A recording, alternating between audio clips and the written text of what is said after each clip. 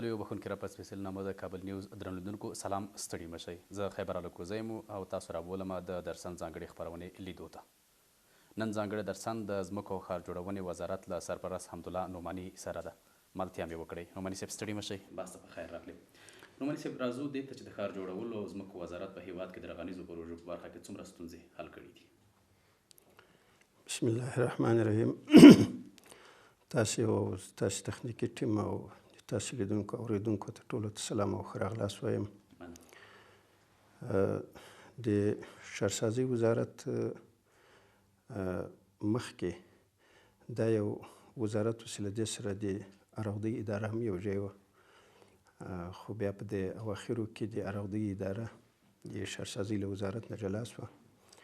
اوس زموږ وزارت ښارسازي او مسکن د وزارت په نوم باندې ده. موږ ډېرې ستونزې ته تقریبا د پای ټکی کېښو او هغه په دې چې دلته ستونزې له پخوا ډېرې موجودې وې. دلته تاسو خپله خبر یاست چې په 20 کلن جمهوریت کې فساد ډېره وده کړې وه او ډېری کارونه داسې پاته شوي ول چې هغوی زیاته توجه غوښته، دقیق مطالعات یې غوښته، څېړنه یې غوښته، بررسي یې غوښته. نو په هغو کې زیاتې مسلې چې ډېرې جنجال امیزه وې، هغه موږ ته ځینې پروژې وې چې هغه په هغو معیارونو یا په هغو کوډونو یا په هغو معیار باندې چې د ښارسازۍ وزارت درلودل په هغه ډول نه وو سوي، بلکې وکیلانو د جمهوري ریاست نه مستقل احکام اخیستي وو او د هېواد په بېلابېلو سیمو کې په هغوی کې کار کړی وو. د ځینو کارونه بشپړ شوي، د ځینو کارونه ناتمام پاتې دي. هغه د کومو پروژو چې د هغو اعاده او بیرته راګرځول یې ممکن وو، نو هغوی ته موږ بیرته د پلان سازي په برخه کې د نوي پلانو جوړونه وکړه او لالګیاوې کوو او هغسې هغه کارونه یې سرته رسېدلي وو. هغوی ته ځینې تدابیر چې هغه د یو انجام شده عمل په حساب باندې کېږي، هغوی ته هم ځینې همغسې تدابیر ونیول. د هغوی له جملې چې ځینې غټې دغه وې، لکه د 5 مکرویانو موضوع وه، د رحمان مینې کې د دغه موضوع وه، د جلال آباد د مکرویانونو موضوع وه. دغو ته تقریبا اوس موږ بیرته نوي دغه جوړ کړي دي، پلانونه جوړ کړي دي. د هغو پلانونو مطابق به انشاءالله تعالی په هغو معیارونو باندې چې کوم د ښارسازي وزارت د یو ښارک یا د یو ښارګوټي دپاره لري، په هغو شکل به سرته رسېږي. د اسلامي امارت د راتګ سره څومره نوي ښارکونو ته مجوزونه ورکړي؟ د ښارکونو ته تقاضا ډېره کمه ده اوس، یعنې هغه د پخوا په نسبت باندې د ښارکونو دغه نه دي راغلي دونه. البته دلته موږ ته مهم دا دی چې اوس دا شته ښارکونه د دغو کار دغه وشي. په شته ښارکونو کې مثلا موږ د جلال آباد د قاسم آباد د قالین بافانو د پروژې یو ښارک ده چې جوړېږي، د هغو چارې موږ له نږدې وکتې او هلته ورغلو. هغه کارونه یې تقریبا 100% دغه شوي. هغه اوس دې ته آماده ده چې قالین بافان راشي او هلته جای په جای کړل شي. او نور د موږ زیاته توجه دلته د کابل جدید ته وه، ځکه کابل جدید مخکې یو خوب و او له ډېره وخته دا پروژه یعنې په یو تصوري لحاظ باندې څه کارونه شوي هم ولو، خو کار یې نه و مخته تللی. موږ خپله توجه ټوله تقریبا د کابل جدید خواته راواړوله، ځکه چې هغه د یو 4 لکه 5 لکه نفوس لپاره د کابل ښار یو توسعه ده، یو نوی ښار جوړېږي. نو هغو کې موږ د ځینو ښارکونو په دې پروژه کې دننه، لکه اوس د پیروزي ښارک ده، په هغو کې موږ ډېر کار وکړو او د هغو د ځمکو د تصفیې خبره یې هغه خلاصه شوله. او دلته راځو وزیر صاحب، دلته که راشو د څومره ښارونه او بلاکونه په غیر قانوني توګه باندې جوړ شوي دي؟ دلته 2 خبرې دي.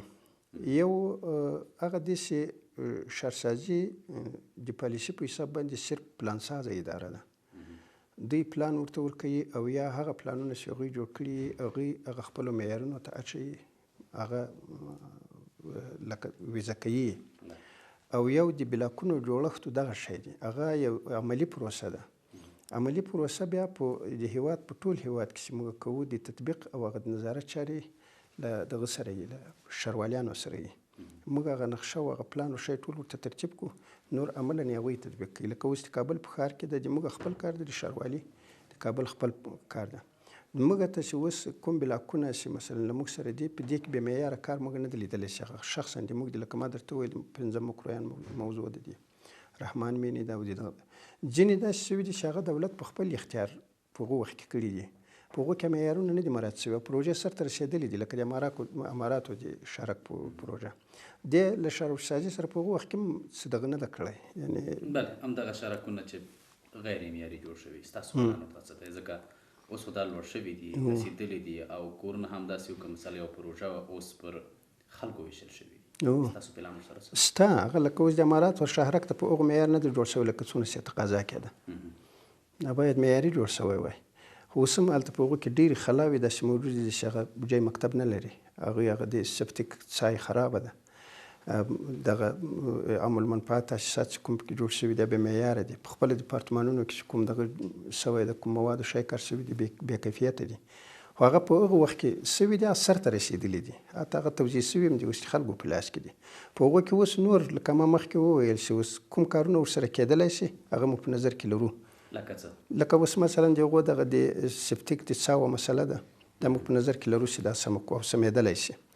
ځینې مصارف غواړي هغه سمېږي او خلک هم دې ته اماده دي چې په هغو مصارفو کې له موږ سره دغه وکړي، شرکت وکړي او په مشترکو مسایلو باندې هغه کار سرته ورسېږي. تر اوسه مو څومره ځمکه د غاصبینو څخه راخلاصه کړې یا هم راګرځولې ده؟ د غصب په موضوع کې خو تقریبا د اسلامي امارت د مقام 3 یا 4 فرمان د غصب د مخنیوي په دغه کې وو. خو بیا اولو وختونو کې لکه ما مخکې یادوري وکړه، د اراغدي اداره مکمله دلته وه. د ځمکو غصب د خپل د اراغدي له ادارې سره مستقیما تړلی ده. خو د دې دپاره بیا دا یو عملي پروسه پیدا کړي، بیا د موضوع څو وارې د وزیرانو په شورا کې مې یاده شوه، بیا د امیرالمؤمنین لخوا یو ځانګړی هیئت د دې دپاره وټاکل شو. په هغو کې بیا د عدلیې وزارت سرپرستي ده او موږ وزارت وزارت او لویه څارنوالي او کار امور اجتماعي وزارت ورسره اعضا وي. هغه موږ د هغوی دپاره بیا یو قانون جوړ کړو، یعنې د غصب ته د غصب د مخنیوي او مغصوبه ځمکو ته د رسېدګي په دمه هغوی عملي کار لا تر اوسه نه دی شروع کړی. هغه یو لویه پروسه ده او هغه صرف قانوني منظور شوی ده او تشکیل به یې په دغه روان کال کې جوړیږي. هغه د ټول افغانستان په سطحه ده او لوی کار ده. نو په هغو کې هغه مځکې چې کومې غصب شوي دي هغه به د هغو قانون مطابق به یو تعامل ورسره کېږي. داسې معلومه چې اوس په کومو ځایونو کې مځکه معلومه شوې ده چې دا د غصب ده، په خپله د اراغدي ادارې هغه ځینې ګرځولي دي، په ولایتونو کې والیانو ځینې ګرځولي دي. خو داسې په غټه پیمانه باندې کار شروع شي او یو قانوني چلند ورسره وشي، هغه به همدغه کمیسیون کوي چې دا کوم د شیخ صاحب لخوا ورته ټاکل شوی ده. دلته خبره بیا هم که څه هم تاسو ویل چې اراضي اداره بېله شوې ده، خو قانون ورته جوړ شوی ده. قانون هغوی ته نه ده جوړ شوی، د اراغدي ادارې د زمینداري خپل قانون ده. یعنې دا یو طرحه ورته جوړه شوې ده. قانون د دوه شیانو دپاره، د غصب د مخنیوي او مغصوبه جایدادونو یا مغصوبه ځمکو ته د رسېدګي په عنوان باندې قانون جوړ شوی ده، مقرره ورته جوړه شوې ده. تر ډېره بریده په دغسې غصب شوو ځمکو کې بیا ډېرې لوړې ودانۍ جوړې شوي دي، هغوی ته مو پلان څه دی؟ ځکه هغه خو نه نړول کېږي او که نړول کېږي نو اوس هغه کس نشته چې هغه سره خبرې وشي. په زرهاو یا که وایي په سلهاو کورونه په هغه کې دي، نو د هر یو سره خو جنجال هم سخت دی. هغه له موږ سره دا کوم قانون چې جوړ شو د دغو دپاره جوړ شو. اوس داسې خو نه کوي چې اوس د چا تعمیر په باندې ولاړ د هغه ګډېږي، بلکې هلته مختلف اپشنونه په قانون کې ایښي دي. مثال په طور باندې چې اوس د ځمکې قیمت څومره ده، د تعمیر قیمت څومره ده، هغه له خلکو سره معامله کېږي، خلکو ته یو جایزه لار پکې پیدا کېږي چې هم ځکه له غصبه خلاصه شي. له غصبه په دې معنا چې کوم چا وړي ده د هغو دپاره یو جواز پیدا کړي او هم دولت ته د هغې لخوا چې دغه ورشي، عواید ورشي. نو ځینې ځایونو کې داسې په قانون کې مختلف دغه شته چې مثلا په روزي نرخ باندې ورسره معامله کېږي. په ځینو ځایونو کې داسې مثلا دولت راولاړېږي، هغوی ته د ساختمان قیمت ورکوي یا تنها د ساختمان دپاره ځمکې نه دي غصب شوي دي، زراعتي پروژې پرې باندې عملي شوي دي، لوی لوی کارونه پرې شوي دي، د کرایو سیستم پکې شته، د اجارو سیستم پکې شته، مختلفې لارې شته په قانون کې. ډېر شیان دي، هغه اوس زه په یو څو جملو کې نشم درته خلاصه کولی، خو قانون ټول اړخونه په بغل کې اخیستي دي هغه مسلو ته یې د پای ټکی یې کومې مسایل چې مثلا هغې جنجال امیزه وي یا مثلا د شخړې حد ته رسېږي له دغو کمیسیون سره په څنګ کې اختصاصي محکمه هم جوړه شوې ده. هغه محکمې ته ځي او په محکمه کې هغه خپله موضوع خلاصوي. خو دا کوم چې دغه قانون ورته جوړ شوی ده دا ټول شرعي ماخذونه یې هم ورته کتل شوي دي. اکثر مسایل د کمیسیون لخوا چې همزمان خلاصېدلی شي. ځینې موضوعګانې به داسې راځي چې هغه شخړې ته لاړې شي او هغه به بیا د محکمې له لارې حل کېږي. تاسو د اجارهدارۍ ته اشاره درلودله. ډېرې ځمکې په اجاره ورکول شوي دي یا د پخواني حکومت لخوا نه، هغې کې اوس ډېرې لوړې ودانۍ جوړې شوي دي. د دې کسانو سره مو څه په اجارهيي ځمکو کې ودانۍ نه دي دونه جوړې شوي. هغه اجارې چې ورکول شوي دي هغه اکثر د داسې دغه دپاره ورکول شوي دي چې مثلا زراعتي دغه وکړي. لکه د اراغدي یوه لویه برخه د موږ د خصوصي سازي ریاست و، مخکې اراغدي له موږ سره مربوطه وه. اکثر ځمکې چې په ډېره پیمانه ورکول شوي دي، یعنې په جریبو ورکول شوي دي، هغه د زراعتي استفادې لپاره ورکول شوي دي. هغه شاید اوس هم قراردادونه ورسره تمدید شي. البته دونه به مطالعه شي چې مثلا هغه اجاره یې په هغه خپل حال ده که نه ده، او دغه بخش تر هغه حالت وده هم اوس کړې ده. یعنې مثلا که پخوا څه ناڅه ځمکې ورکول شوي، اوس بیخي ډېرې ورکول شوي دي او نورې هم خلکو ته په اختیار کې ورکول کېږي چې استفاده ځینې وکړي. په کومو دغسې ودانۍ جوړ شوي دي په هغو کې بیا هلته اګریمنټونه قراردادونه موجود دي. په هغو قراردادونو کې ځینې د 2 کلن ورکول شوي دي، ځینې 3 کلن دي، ځینې مثلا 5 کلن دي، حتی تر 10 کلو پورې هم داسې ځمکې شته چې هغه په قرارداد ورکول شوي دي. په قرارداد چې ورکول شوي دي، په قراردادونو کې دا شی ورسره لیکل شوی ده چې که په کوم وخت کې مثلا پلان عملي کېږي، دغه کوم چې ساختمان ده، دا ساختمان به له بینه ځي او دولت د هغه ذمهوار نه ده. هغه له هغوی سره چې هغه کوم اګریمنټ کړی ده، تفاهمنامې او شرطنامې، هغه ټولې ورته وړاندې شوي دي. د هغو شرطنامو په رڼا کې ورسره دغه کېږي، تعامل کېږي. هغه په ښاریاتو کې ځینې ځمکې دي چې مثلا په اجاره باندې ورکول شوي دي. په هغو کې بیا ساختمان په ډېره پیمانه نه ده سوی. که سوی ده هم معلوم ده چې په دغه اندازه ساختمان ده، او په اکثرو ځایو کې ساختمان هم غیر اساسي ده. رابه شو اوس د نوي کابل ښارګوټي چې څومره پرمختګ کړی دی، څه پکې دي، په کوم ځای کې دی؟ ځکه ځای هم تر ډېره بریده پورې ډېرو خلکو ته معلوم نه دی د کابل نوی ښار چې جوړېږي. د کابل نوی ښار خو لکه ما مخکې هم داسې څه اشاره ورته وکړه، دا تقریبا دغه د پارک صنعتي نه لوړ قطعې خاص نه دا شروع کېږي او حتی باریکاو هم لا پکې شامل راځي، تر بګرامه پورې دا علاقه ټوله تقریبا د کابل په دغه کې ده. دې خواته دغه د ساپي له غرونو چې هغه د قره باغ د دغه تر پروان تر سړکه پورې د سبز ولسوالۍ مکمله پکې ده. خو دلته چې اوس مثلا موږ کار پکې شروع کړی ده، یو کوم ماسټر پلان دا اوس چې ورته ترتیب ده، دغه د باریکاب له غونډیو نه او د قطعې خاص نه پورې په شمال په جنوب باندې، او داسې د کوه صافي نه د پروان تر سړکه پورې شرق و غرب باندې دغه علاقه ټوله د نوي کابل ده. خو دا عملا چې اوس کار پکې شروع شوی ده او اول پازې فعالېږي، همدغه د قطعې خاص نه لوړ ده، د وتکو له بازار نه دغه طرف ته هم د سړک د باګرام د نوي سړک، هغه طرف ته هم د نوي سړک. په دغه ځای کې د دوی اول پاز او دوم پاز او په دریم پاز باندې دلته کار شروع شوی ده. او د دغه نه یو پروژه ځانګړې چې هلته ټول دولتي ملکیت ده، د پیروزي پروژه ده چې د باریکاب له غونډیو نه رادې خواته واقع ده. ډېر کار موږ خپله چې د دولت په چوکاټ کې شروع کړی، د ښارسازۍ د وزارت په چوکاټ کې شروع کړی، هغه په هغې پروژه کې ده. په هغې پروژه کې یو رهایشي پروژه ده او یو په بغل کې ورسره د دغه د صنایع سبز یو پارک د صنعتي، هغه تقریبا تر ډېره حده پورې داسې د 100 په شاوخوا کې فابریکې هم پکې جوړې شوې، نور هم د جوړېدا په حال کې دي. او د هغې په څنګ کې بیا موږ له ننګرهار بیجینګ یو شرکت ته چې چینایان ورسره پارټنرشپ دي، د هغوی دپاره د پروژې د باندې شرق طرف ته هلته موږ یو بل ځای ورکړو چې اوس سمدستي کار پکې روان ده. هلته بیا تقریبا د 214 میلیونه ډالرو په شاوخوا کې سرمایه ګزاري کېږي. د وړو فابریکو دپاره ځای ده، هلته بیا رهایشي دغه نسته. د نورې پروژې د چا سره نوي کال نور پروژه د چا سره قرارداد نو هغه اوس د ښار جوړونې وزارت مربوط د هغې بیا خپل یو سیستم ده. هلته مثلا ډېر زیات کوشش د دې ده چې مثلا داخلي خارجي یا مثلا داخلي شرکتونه راشي له هغو سره قرارداد وشي. په هغو کې مثلا 2 که 3 قرارداد مخکې شوي، یو قراردادي کار شروع کړی دی پکې، هغه ته موږ زمینه د کار برابره کړې ده او نور همزمان په همغه شکل په مخ پسې ځي. دلته دغه ښارګوټي یا تاسو د پازونو یاد وکړل، لوړپوړي ودانۍ پکې جوړېږي که نه؟ دا مختلفې نقشې دي پکې، لوړپوړي ودانۍ پکې شته، تحقیقاتي مراکز پکې شته، پوهنتونونه پکې شته، لیسې پکې شته، مکتبونه پکې شته، مساجد شته پکې، هر څه ټول لکه هلته خو یو نوی ښار جوړېږي. بلند منزل خپل دغه پکې لري چې مثلا کومې ساحې بلند منزل دي، کومې مثلا 2 منزله دي، کومې 3 منزله دي، کومې په هغه خپل ترتیبونو باندې هغه جوړیږي. هر څه د پلان سره ترسره کیږي. هر څه تر د پای ټکی مو څه وخت ورته ښودلی دی ښارګوټي، څه وخت به دا پای ته ورسیږي؟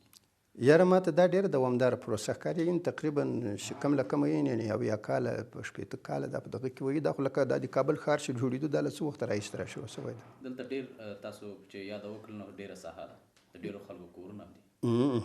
دا کورونه هم پکې ځي، د دوی سره مو څه تقابل کړی دی؟ څه کورونه چې اوس هلته دي، هلته خو کلي دي، کورونه داسې لکه د ښار په شکل نشته. هغه کلی دی، پیاده کورونه دي. هغه کورونه مثلا په پلان کې محفوظ شوي دي چې دا د په خپل کلیوال حالت باندې یي. خو که په خپله په هغه وخت کې خلک غوښتنه وکړي چې مثلا موږ هم د خپل کلی هغه جوړښت ښاري جوړښت ته باسو، پلان په پیشبیني ورته لري چې مثلا بیا څنګه وکولی شي. څنګه پیشبیني ده؟ آیا د هغې سره دغه ځمکې په مقابل کې کور ورکول کېږي، ځای ورکول کېږي؟ هغسې چې اوس د خلکو ځمکې دي، پکې د خلکو ځمکې هلته ډېرې دي. هلته چې داسې هم کېدلی شي چې مثلا ځمکه شهرسازي ځینې استملاک کړي، شهرسازي په هغو باندې کار وکړي. داسې هم کېدلی شي چې یو خارجي یا مثلا داخلي کوم سرمایه ګزار راځي، مخامخ له څوک چې د ځمکې مالک ده له هغه سره کېنول کېږي، هغه د ځمکې قیمت دته ورکوي، هغه کار پکې کوي. داسې هم کېدای شي دا اپشن شته چې اوس مثلا یو څوک په خپله وغواړي وایي زه په خپله هېڅ چاته هم نه ورکوم، نه تاسو ته د استملاک لپاره ورکوم، نه بل ته دغه ورکوم. موږ هغه ته وایو چې بس دغه د موږ پلان ده، دغه نقشه ده، د دغه نقشې مطابق له دې ځمکې چې ته استفاده وکړه. خو په هغه صورت کې بیا موږ صرف د زیربنا قیمت په سړي باندې اوږدو. لکه اوس خو دلته سړک مثلا موږ جوړوو، د اوبو سیستم یې موږ ورته برابروو، د برق سیستم موږ ورته برابروو، دا نور سیستمونه موږ برابروو. هغه زیربنا چې هر څومره راتله هغه په سړي باندې ږدو، دغه مالک د ځمکې باندې دی د هغه پلان مطابق له خپلې ځمکې چې استفاده کوي. دا 3 سره اپشن پکې شته. خپله موږ ته هم په استملاک راکولی شي، بل داخلي شرکت هم په خرڅولی شي، مخامخ د دوی معامله پکې کېدای شي، او دی په خپل استفاده ځینې کولی شي. خو په هر صورت کې چې ده د شهرسازي ته دوی هغه قیمت په تفاوت جمع کوي چې کوم په زیربنا راغلی ده. آیا ځانګړی قیمت مو ورته ټاکلی که نه؟ هغه وخت له وخته سره ټاکل کېږي. قیمتونه موږ اوس نه دي ټاکلي. هغه مثال د خبرې لکه اوس په پیروزي کې موږ قیمتونه اوس ټاکلي دي. مثلا هلته د لوکیشن په حساب باندې فرق لري، له $15 نه تر $22 پورې 1 متر مربع ده، ځکه هلته دغې پروژې کار ټول خلاص شوی ده. خو دا داسې نه ده چې دا به همیشه په دغه نرخ کې ولاړ وي. که اوس هلته مثلا دغه ساحه انکشاف پیدا کوي، نرخونه موږ بدلوو، کال په کال باندې موږ کاست مطالعه کوو، د هغو په نظر باندې دغه ورکوو، بدلون راوړو. بدلون راوړي یعنې قیمتونه به لوړ ځي، قیمتونه لوړېږي. یعنې هغه د ساحې تر آبادي پورې تعلق لري. اوس ورشي په ساحه کې شی نشته، نو یو څوک راځي هغه ته موږ مثلا 1 متر مربع په $15 باندې موږ حساب. خو بل وخت هلته ورشي، هلته د ژوند ډېر شنشور شوي، مثلا مکتب لري، هلته شفاخانه شته او هر څه شته. لکه اوس د کابل په ښار کې اوس دلته خو قیمتونه یو نه دي، نو هغه د قیمت موضوع داسې نه ده چې هغه برقراره پاتې کېږي. دا اوس چې فعلا موږ کوم قیمت ورکړی ده، علی الاعلان موږ خلکو ته وایو چې اوس ښه چانسونه دي په هغه ځای کې د سرمایه ګزاري. له $1500 تر $22 پورې د لوکیشن په حساب باندې دغه اختلاف لري. نور هغه عمومي متوسط قیمت چې ده هماغه $15 ده د پیروزي په پروژه کې. پیروزي پروژه د کوم ځای نه تر کوم ځای پورې؟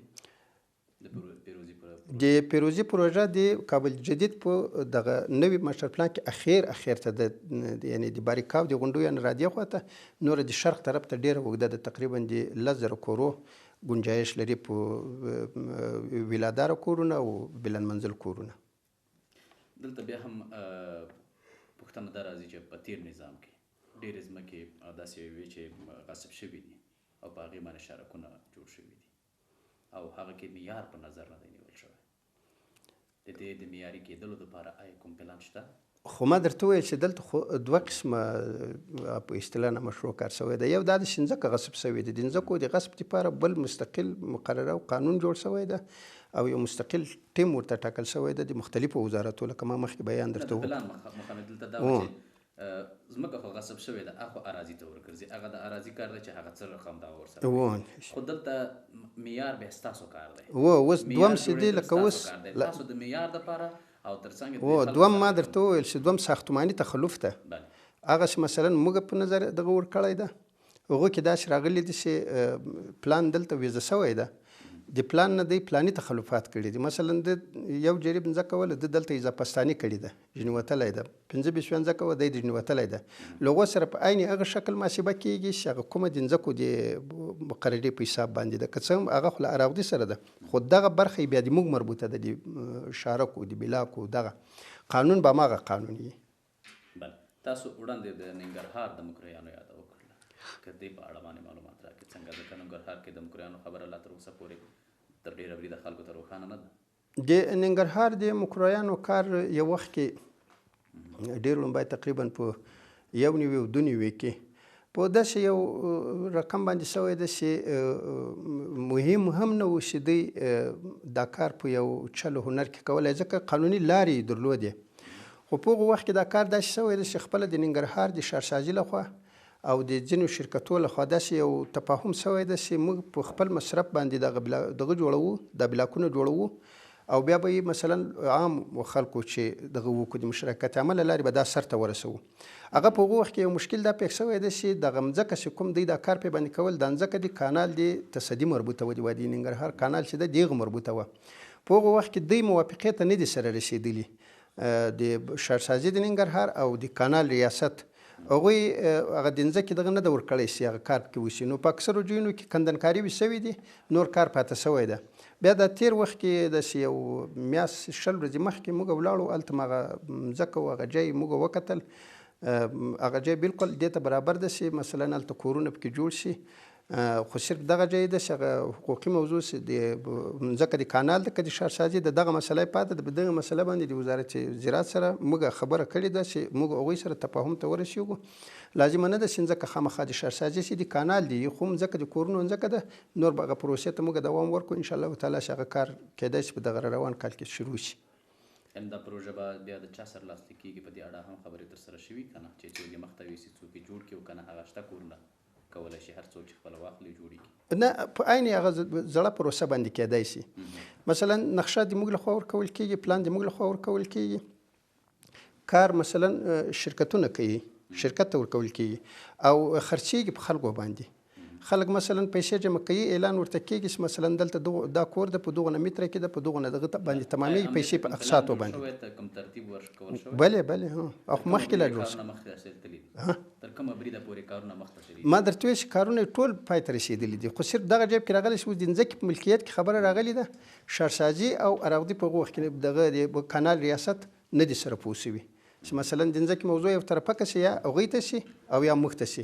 که ځمکه هغوی ته شي هم د هغوی خپل سهم ده پکې اخلي، د ځمکې قیمت کانال ته جمع کېږي، د زیربنا قیمت مثلا ښارسازي ته جمع کېږي، د کور قیمت په خپله شرکت اخلي او یو څوک راځي هغه کور پکې اخلي، هغه خپل کور استفاده جنې کوي. قیمتونه ورته ټاکل شوي دي ځای ته هم که نه؟ قیمتونه به اوس نه وي ورته ټاکل کېږي، په هغه وخت کې خو ټاکل شوي وو، خو هغه قیمتونه چې په هغه وخت کې وو اوس نه دي. یعنې هغه وخت څو اوس به تاسو څو ټاکئ؟ داسې نظري که راته ووایي.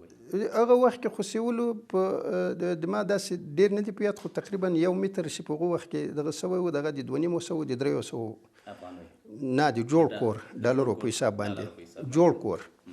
او موږ به اوس بازار ته ګورو چې مثلا په څو تمامېږي، یعنی د نرخ به نه وایي کېږي، کیدای شي تر هغو ارزانه و، کیدای شي تر هغو ارزانه ولویږي، کیدای شي تر ګرانه ولویږي، هغه سړی اوس اندازه نشي لګولی. یو شی چې بل هلته موږ اضافه کوو، هغه کوم ځایونو کې چې دغه شوی ده، یعنې هلته په ځینو ځایو کې تقاوي جوړې شوي دي، په ځینو ځایو کې بلاکونو کې اول دغه هم جوړ شوی ده، 21 بلاکه دغه سیسته پکې، خو نور دا ټوله 18 بلاکه پروژه ده. په هغه نقشه کې څه مشکل ولو چې د ننګرهار له هوا سره نه و برابره، ځکه هلته یو تیپیک نقشه وړل شوې ده، هغه عملي شوې ده.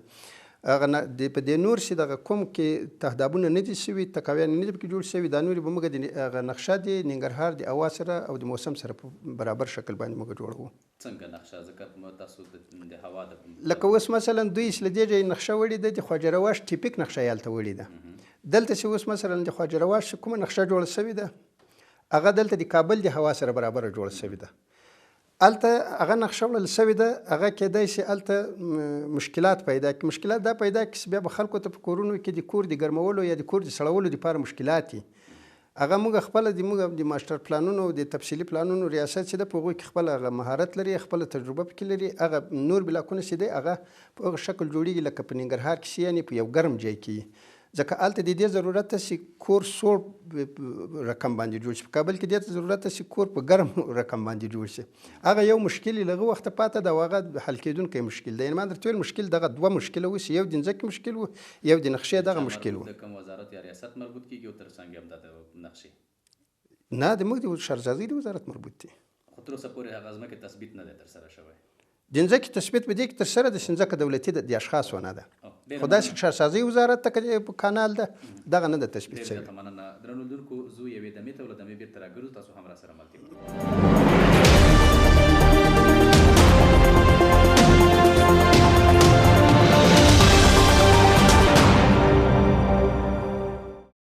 ستړي مشئ. درنو لیدونکو، د درسن ځانګړې خپرونه ده. په خپرونه کې راسره د ښار جوړولو او ځمکو وزارت سرپرست حمدالله نعماني دی. نعماني صاحب، دلته د قطري پروژې او چینایي هم یاده ترسره کېږي، که د دې په اړه باندې لږ معلومات راکړئ. دغه خو د موږ د سخت کال هغه پلان ولو چې مثلا په دې باندې موږ کار وکړو. دلته دوه پروژې چې هغه یو د قطریانو لخوا ول او له دغه نه مخکې هغه د کرونا په وخت کې کارونه درېدلي وو. په خوشحال خان مینه کې یو پروژیکټ تقریبا 900 اپارتمانه ده او یو کمپلیکس ده چې ټول شیان هلته خپل لري. مثلا مسجد خپل لري، مکتب خپل لري، مدرسه ورسره ده، هر څه یې په خپل دننه کې پوره دي. بیا موږ ډېر کوشش وکړو چې موږ هغه شرکت بیرته دې ته حاضر کړو چې کار وکړي. څه کارونه یې په وخت کې کړي وو، تقریبا یو منزل دوه منزله یې د ځینو بلاکونو جوړ کړي وو. بیا هغه د موږ کوششونو نتیجه ورکړه. تقریبا 4 میاشتې مخکې په هغه باندې کار شروع شو. اوس کار ښه په دغه پې روان ده. امکان شته په دغه روان کال کې ګټې اخیستنې ته چمتو شي. اوس هم کار روان ده. دوهمه پروژه یو پروژه وله چې هغه د چین د حکومت لخوا تمویلېده. چین له افغانستان سره تقریبا د 10,000 کورونو یو دغه د کومک په شکل یو قرارداد درلود. بیا یې په کار شروع کړی ولو د 1400 اپارتمانو، تقریبا په 18 بلاکه یا په 50 بلاکه کې د نیله باغ په سیمه کې ده. دغه هم داسې پروژه وله چې دا د کرونا له راتګ سره دا درېدلې وه. بیا د چین له سفارت سره موږ تماس ونیول، هغوی له خپل حکومت سره تماس ونیول. هغه مراحل نور ټول توی سو. بیا د چین لخوا چې هغه هیئتان رالو، دغه پروژه بیا د چین حکومت په خپله یو چینایي شرکت ته ورکړې ده چې جوړه کړي. بیا هغه د شرکت خلک رالو دلته. هغه د موږ انجینران چې کوم وم هغوی ته یې هغه ټرینینګونه م ورکړو د 1 میاشتې په مخه باندې. او ځینې بورسیې مثلا د دراز دغه دپاره د موږ څو ملګرو ته ورکړې، انجینرانو ته چې هغه ولاړ شي. نو هغوی به هم اوس دغه روان کال نه د ډسمبر نه وروسته به هغوی کار شروع کوي. اوس یې ویزې اخیستې دي، راځي دوباره چې مثلا هغه کارونو ته دوی هغه د کار د پیل دغه په څه شکل باندې وکړي. نو دغه یوه 900 کوره ده د قطریانو پروژه ده. په دې باندې خو روان ده کار. په روان کال کې ګټې اخیستنې ته چمتو کېږي او دا بله به په دغه روان میلادي کال کې پیل کېږي. نو چې هر څومره وخت واخیستل هغه به جوړېږي. که لږ د خپل د یو کلن پلان په اړه هم راته معلومات راکړئ چې یو کلن پلان یا تر اوسه پورې څه شوي دي؟ د موږ هغه خپل چې کوم د موږ هغه ستراتیژیک مسایل ولو چې موږ د هغوی دپاره پلان درلود، یو دا و چې موږ د دې پرتو پروژو چې کوم په ناتمام حالت کې و یا مثلا څه ګډوډي پکې و په حقوقي لحاظ باندې، دغه د موږ په پلان کې و چې د دې موضوعګانې یو طرفه کړو. نو په هغو کې ما درته وویل چې د جلال آباد موضوع غټه موضوع و، پاته وله هغه یو طرفه شوه. پکې د مکروین پنج موضوع وله تقریبا هغه هم یو طرفه کېدو ته نږدې شوې ده. کېدای شي دغه شرکت چې کوم کار کوي دا یو ترکي شرکت ده، دغه ته نور دغه هم د هلته پسې ورکولی شي چې کار شروع کړي. یو موضوع چې د رحمان مینې دغه لا تر اوسه داسې پاته ده. د موږ په پلان کې داسې مثلا د هغې هم په دغه روان کال کې مسله یو طرفه کړو، په راتلونکي کال کې خپل کارونه پرې باندې شروع شي. دوهم د موږ د پلان برخه لویه مسله دغه د پیروزي د ټاون وله او د کابل جدید د نقشې بیا مطالعه کولو، د هغې جوړولو، هغه لارې چارې سنجول چې مثلا په څه رقم باندې عملا کار شروع شي او هغه ننګونې بررسي کول او مطالعه کول چې مخکینی جمهوریت دوره ورسره مواجه وه.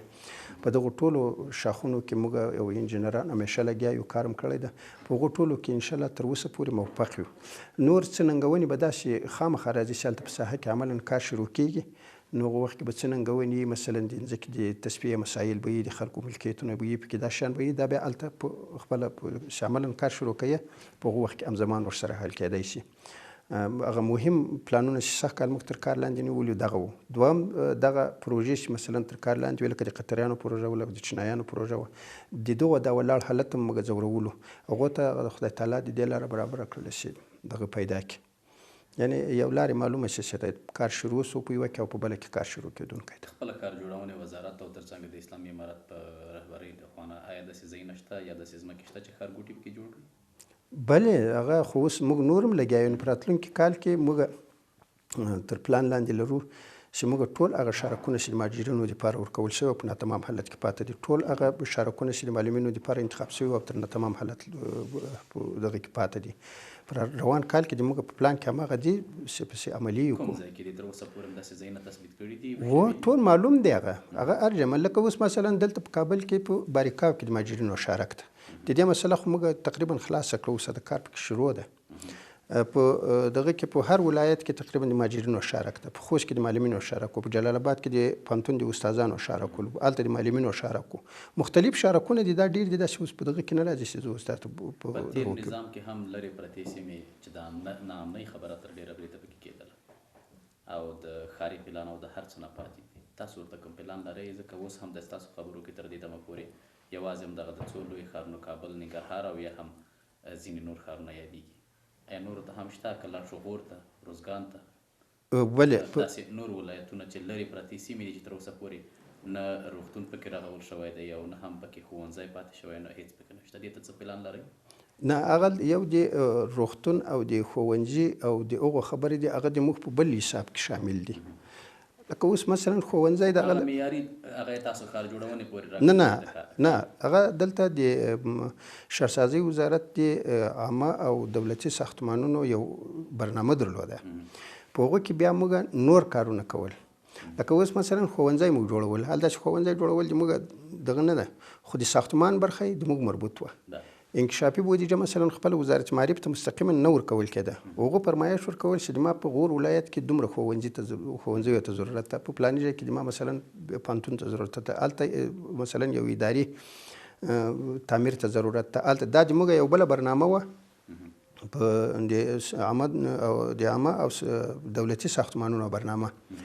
هغه په دغه کې وله، په انټیې په دغه کې وه، ټوله د پروژې په شکل کې وه. د هغوی هغه کارونه چې دي په هغو وخت کې هم سوي دي، ځینې مثلا 10% دي، ځینې 20% دي، ځینې حتی یو مخ پای ته رسېدلي دي. د هغوی دپاره چې په دې خاطر چې سږ کال موږ انکشافي بودیجه نه درلوده او وزارتونو ته هم انکشافي بودیجه ډېره کمه ورکړه شوه چې هغوی صرف په هغه انټیې قدرونه پرې باندې وساتل. دا نور کارونه په ټول افغانستان کې ولاړ وو، ځکه انکشافي بودیجه چې تعین کړه صرف دغه د انټیې د قدرونو د خوندي کولو دپاره چې تر یو کاله پورې دغه قدرونه دلته پاتې شي. او څه برخه یې راواخیسته د کوشتېپې په کانال کې مثلا ولګېده چې عملاً دغه پې وشي. هغه موږ په روان کال کې چې انکشافي بودیجه د دولت نورو سکتورونو ته یا نورو وزارتونو ته ورکول کېږي، هغه کارونه به بیرته ټول ورسره شروع کېږي. تاسو د انټیې خبره ترسره کړله، په وزارت کې مو څومره نوي کسان ګمارلي او دا کسان د کومې وړتیا له مخې ګمارل شوي؟ په وزارت کې موږ نوی دغه نه ده کړی، په دغه حساب باندې چې موږ نوی تقرر کړی. البته هغه انټیې خلک چې هغوی په قراردادي شکل وو او د هغوی قراردادونه تقریبا په د 1400 کال په سر کې لا ختم شوي وو د جمهوریت په دوره کې. هغه خلک بې سرنوشته پاته وو. موږ چې نوی استخدام وکړو، موږ د آزاد رقابت له لارې بل امتحان هغوی ته نه دی ایښی. هغه مخکې چې دوی کوم امتحان ورکړی وو، هغه امتحان موږ مد نظر ونیول. د هغوی په برخه کې موږ تقریبا تر 300-350 کسانو پورې نوی انجینر استخدام کړو. یعنې هغه رسما اوس لکه له موږ سره کارمند غوندې شو. مخکې دی د انټیې په شکل وو، تر کال مثلا د ده قرارداد کېدو یا د پروژې تر ختمېدا پورې د دوی قراردادونه ولو. هغه انجینران اکثره مثلا له موږ چې نه ولاړو او هغه موږ بیرته استخدام کړو، اوس هغه له موږ سره کار کوي. نوی استخدام موږ دغه کړی ده. تر ډېره بریده د اسلامي امارت په چوکاټ او یا هم د دوی په اداراتو کې هغه کسان ته وخت ورکول کېږي د ګمارنې په برخه کې چې د 20 کاله دوی سره په جهاد کې پاتې. آیا په د ښار جوړونې وزارت کې هم د همدې معیار څخه کار اخیستل کېږي که کسان ګمارل؟ نه د موږ خو ما درته وویل چې دا کار راتلونکي کې کسان تا مخکې خو د انټیې یاده وکړله چې هغه کسان موږ یا رسمي ته راوستل او یا مو همغه قراردادونه تمدید کړل. نوې ګمارنې به نوې ګمارنې موږ نه دي کړې. د کومې مخې به ترسره چې کوو هماغه د آزاد رقابت له لارې به راځي. هغه دپاره مثلا اوس موږ ځینې کسان راغلي دي موږ چې مراجعه کړې ده راجع کړي هم دي چې مثلا د آزاد رقابت له لارې راشي. دلته چې د آزاد رقابت له لارې رانشي دا یو مسلکي وزارت ته کار کول ډېر مشکل دی ورته. یو خو داسې دغه دی لکه مثلا ځینې وزارتونه دي د هغو هغه حقوقي ادارې ډېرې زیاتې دي، په هغو کې علما او دغه خلک کار کولی شي. یو لکه اوس شاتامي وزارت هلته به ډاکټر وي نو هلته کار څوک سړی ووایي نو بل به څوک کار پکې کوي. د ښارسازۍ وزارت هم په عین دغه شکل یو پوره مکملا مسلکي وزارت. دلته به حتما د ساختمان انجینران به پکې، د برق انجینران به پکې، او مثلا سیول انجینران به پکې، مهندسان به پکې. هغه خلک موږ استخدام کړي. خبرې ته راغلو را به شو ستاسو خواته که څه هم شخصي پوښتنه راځي، ستاسو زده کړې تر کومه حده دي او په کومه برخه کې دي؟ د ما خپله زده کړې د لیسانس په اندازه باندې دي. زه د دیني علومو نه په شریعتو کې زه فارغ شوی یم. ما خپلې زده کړې هماغه زده کړې دي. آیا یو عالم یا مولوي کولی شي چې د ښار جوړونې وزارت مخ ته یوسي؟ ځکه پلان جوړول د یو انجینر او د هرې برخې چې پکې باید هغه کس په سر کې راشي. خو دلته دغه فرق کوي، لکه یوازې دا نه ده اوس که دلته ته یوازې 100% یو انجینر ورته راولې نور حقوقي اړخونه پکې پاته کېږي. داسې خو نه ده چې اوس په دغه وزارت کې حقوقي دغه نسته. نو که دلته راځي مثلا د کار پر رأس کې مثلا یو سړی راځي هغو کې ډېر دا دغه کوي چې هغه مثلا له عامه دغه سره بلد وي، ادارې سره بلد وي. کوم چې بیا د کار هغه خصوصي دغه دي په هغو کې مثلا اوس زه چې اوس کار کوم له ما سره دلته یو بورډ ده. دغه بورډ موږ نوی ترتیب کړو. په دې بورډ کې ټول هغه انجینران دي چې یعنې د ماسټر تر کچې یعنې نه دي ټیټ، او مثلا هر یو 15 کاله، 14 کاله، 18 کاله، 13 کاله بیا کاري تجربه هم کمه نه وي. موږ چې څه تصمیمونه نیسو هماغه راسره ناست دي، د هغوی په دغه باندې نیسو. ایا هغوی ځان کم نه ایسي چې 15 کلنې تجربه تر ماسترۍ پورې په دې برخه کې زده کړې کړي دي، بیا هم هغه صلاحیت نه ورکول کېږي چې د دې حق صلاحیت ورکول شوی ده؟ یعنې د کار په ساحه کې دوی ته مکمل صلاحیت ده. داسې خو نه ده چې د هغو د رهبرۍ په کچه کې دي راسره. اوس مخکې خو بورډ نه و، یو وزیر راته صرف هغه خپل د وزارت هغه چې ټول کارونه کول. ما درته وویل لکه اوس مثلا یو سړی راته د رئیس جمهور نه یو کوم اخیسته په جلال آباد کې پروژې جوړولې. اوس دغه کار ممکن نه ده چې موږ د دې ټول بورډ تر دغه ونوځي او یو شی مکمل مطالعه شوی نه وي، کتل شوی نه وي، او د بورډ فیصله نه وي پرې باندې زه بالکل حکم په هغو کې نه ورکوم. فکر نه کوئ چې تاسو هم په خپل مسلک باندې نه یې راغلي او دغه ځای نه دی ټاکل شوی یا هم د معیار د مخې نه دی درکول شوی دغه ځای؟ نو خو لکه اوس دا ټول امارت دغسې ده، د نظامونه چې سیاسي راځي بیا په وروسته کې مسله دې ته دغه کېږي چې ټول کار دغه ته وسپارل شي، لکه هغه مسلکي خلکو ته وسپارل شي. اوس په خپله چې دا مسلکي خلکو ته یې وسپاري هم هغه کار نشي کولی، مزاحمتونه ورته پیدا کېږي، مشکلات ورته پیدا کېږي. لکه اوس زه د هلته یو ولایت ته مثال خبرې لیږم، هلته چې اوس دی هغوی سره مخامخ کېږي، هغه ولایت په هغه انداز باندې مرسته نشي ورسره کولی شي دغه وکړي، ځکه سیاسي مسایل حتما دغه لري، اغیز لري، تاثیر شته پې باندې. هغه مشکلات موږ ورته حل کوو. نور کار چې د کار د دوی په لاس کې د اوس هم مثلا دوی له موږ سره چې کوم هر تصمیم موږ نیسو له موږ سره دا بوډي. یعنې تاسو ټوله خبره په بورډ کې ده خو تاسو یوازې رهبري په کچه هغه رهبري په کچه کې موږ ورسره یو، یا هغه مشکلات چې مثلا له ریاست الوزرا سره تړلي، له شیخ صاحب سره تړلي، هغه مشکلات موږ حل کوو ورته. ولې باور نه رامنځته کېږي په دې نورو کسانو چې په مرور د وخت به خامخا رامنځته کېږي. څومره چې وخت تېرېږي، ما درته ویل چې دلته 20 کاله داسې فساد تېر شوی دی چې باور کول مشکل دي. دا به وخت غواړي. که همدې وخت ته راشو بیا به فاصلې ایجاد نه شي؟ نه انشاءالله نه ایجادېږي، ځکه چې کار روان خلک په اعتماد کې واخیستل چې اوس لکه د موږ چې اوس د وزارت څومره اعتماد دی د خپلو ملګرو اوس راغلی ده، په دې تېر 20 کلن جمهوریت کې نه ده راغلی. د تېره دوره کې په ټولو خلکو چې کار کول د یو مزدور په شکل کار کول. اوس دا هر یو دا احساس کوي چې زه یو څوک یم، له ما پوښتنه کېږي، هر یو دا دغه کوي، احساس کوي چې دا ښارسازي د ما کور ده، د ما ځای ده. دا خو اوس هم که دا د موږ له انجینرانو له خلکو چې پوښتنه وکړې تا ته به پخپله دا هر یو ووایي چې مثلا پخوا زه په کوم حالت کې وم، اوس په کوم حالت کې یم. څومره بودیجه لرئ او پراختیایي پروژو دپاره مو څومره بودیجه ځانګړې کړې؟ د پراختیایي بودیجه د موږ دپاره هم لکه د نورو وزارتو صرف د NTA په برخه کې تقریبا 107 میلیونه افغانۍ د موږ دپاره راکول شوې وه، او د هغوی د مصارفو دپاره راکول شوې لکه په 222 کوټ کې راکول شوې وه، او عادي بودیجه تقریبا د څه کم 1 میلیارد د موږ دپاره تعین شوې وله، چې په هغو کې هم مصارف شامل وو او 21 کوټ معاشات پکې شامل وو. هغه په هغه خپل حالت باندې روانه ده، له کوم مشکل سره نه مخامخ شوي. خو د نوي کار دپاره چې مثلا انکشافي کارونه دي یا موږ د دغه پروژې په باندې د ساختمان پروژې چې کومې دي دغه ماسې مخکې درته بیان وکړو د دغو کار دپاره موږ اوس په دغه باندې لګیا یو چې یو پلان داسې جوړ کړو چې مثلا د خلکو قرضونه هم ورکړو یا که نه یې څه ناڅه پیمنټونه ورته وکړو په روان کال کې کار شروع کړي. تر ډیره پرې د ښارګوټو والا له حکومته اوس هم شکایت لري وایي کارونه پر مخ نه ځي او تر ډیره پرې هغه څه څېړنه ترسره کېږي وایي چې یعنی کار اهل کار تندې ورکول شوی او زموږ کارونه په ټپه ولاړ دي. نه پوهېږم څنګه شکایت د اسلامي امارت څخه اوس هم شکایت ولکه اوس ښارګوټو ول څنګه شکایت کوي داسې وایي چې زموږ یا په جواز کې ستونزه هم نشته یا څه ده خو دې ته خبره پاتې ده چې کار یو په بل باندې سپارل کېږي او لا زموږ ستونزه نه حل کېږي. داسې مسله موږ ته نه ده راغلې چې اوس یو سړی راځي هغه وایي زه کار کوم. ترکي شرکت ته ورشو ترکي شرکت اوس هم کارونه په ټپه ولاړ دي همدا د مکران 5 مکران خبره ده وخو اوس دي چې په ولاړ دي وایي چې اوس هم د حکومت د خوا نه په یو بهانه بله بهانه نه نه د ترکي شرکت کار ولې ولاړ ده څوک ولاړ و د ترکي شرکت کار د طالبانو د اسلامي امارت تر راتګ مخکې درېدلی ده او هغه په دغه درېدلی ده چې فساد داسې اوج ته پکې رسېدلی ولو چې له خلکو چې پیسې جمع سوي وې دوی ته نه د کور درک لګېدو چې اوس کور راکوي که نه راکوي. دغه 3 وارې بندي سوی ده د اغتصاب سوی ده د ترګوش د شرکت رئیس لغو چې په مختلفو نومو پیسې اخیستلې سوي دي حتی هغه دغه خپل دغه جوړ سوي اپارتمانونه په ځینو ځایو کې په تضمین کې ورته ایښي وو چې ما درته ویل مل ستونزه وه پکې هغه ستونزه له دغو قراره وه اوس هغه ستونزه نشته هغه سړی موږ راوستل د هغه سړي هغه امنیت او هر څه ټول موږ په خپل دغه کې ورسره واخیستل چې ته نور هېڅ مشکل هم نشته کار ته ادامه ورکړه. ډېر خوشحاله سولو. هغه وویل چې زه بیرته هغه د قالب بندي یو فابریکه هم درلود هغه ویل وایي هغه ټوله له ما چې په دغه خلکو چې دا مخکې د فساد چې ککړ خلک ولو دغه په اصطلاح دغسې بېجنې غوښت پیسې چې بېجنې غوښتې یا بیا هلک جنې وتښتول یا بیا بل جنې وتښتول ما ته دغه روپۍ راکړه یا ما ته اپارتمان راکړه یا ما ته دا راکړه. هغه خلکو کارونه ورته بند کړي وو هغه مشکلات موږ اوس ور حل کړو.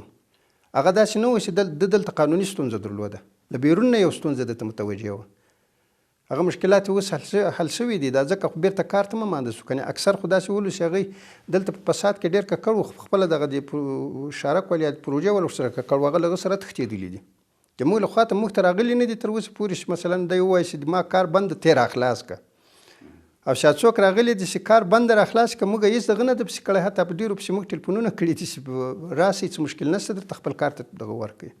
د اړوند وزارت چې ښار جوړونې دی څومره پروژې نیمګړې پاتې دي تقریبا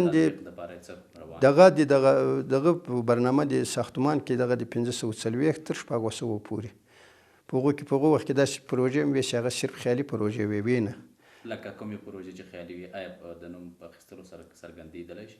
ډېرې شته مثلا د یو ولایت لپاره یې د یو ښوونځي دغه اخیستی ده هلته له سره په ښوونځی شته نه دوی دلته په دغه کې حسابونه ورته توی مراحل کړي دي په خپله د مکرویانې د جلال آباد د مکرویانو په حصه کې تقریبا د 300 میلیون روپۍ له دې وتلي دي په ساحه کې هېڅ شی نشته. ایا تاسو تر اوسه پورې دغه ټول ځایونه تثبیت کړي؟ روان یو دا اوس د موږ د کنټرول د نظارت لخوا چې اول موږ د کابل دپاره وټاکل د کابل ته چې دلته کومې پروژې وې هغه یې ټولې وکتې تفاوتونه و پکې خیالي نه وې خو داسې خیالي وې پکې چې مثلا هغوی ته مراقبت کننده انجینر هلته په هغه وخت کې ورته لیکلي دي چې کار 10% سوی ده خو چې اوس موږ ولېږل کار 60% ده 18% ده مثلا راپور ورکول شوی و د 80% کار هلته 50% سوی ده یا 40% سوی ده دغسې شیان ډېر و پکې اوس د کابل له کاره چې دا تقریبا یو 6 شپې کېږي چې موږ خلاص ولایاتو ته هم ټیمونه ولېږل دا یو دوامداره پروسه ده. په نږدې راتلونکي کې د کومو ښارګوټو یا د شارکونو پلان د افتتاح شته او که نه؟ همدغه زاړه چې دا کوم مخکې پلان شوي دي دغسې موږ قانوني کړو دغه راته ډېر دي. ډېرې زیاته مننه تاسو چې بحث کې راسره وئ او زموږ پوښتنو ته مو مننه. درنو لیدونکو له تاسو هم نړۍ مننه چې درسن ځانګړې خپرونه مو تر دې ځایه راسره ولیدله نورو په لوی او بښونکي رب سپارم خوشحاله شئ.